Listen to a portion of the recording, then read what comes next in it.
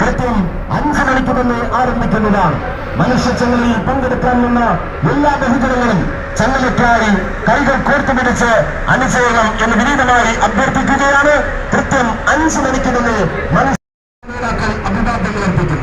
ഇനിയും സഹിക്കരു ഈ കേന്ദ്ര അവഗണനായ ശത്രുരാജ്യത്തെ പോലെയാണ് കേന്ദ്ര ഭരണാധികാരികൾ കാണുന്നത്. ഈ ക്രൂരതയുടെ and mass organization like ours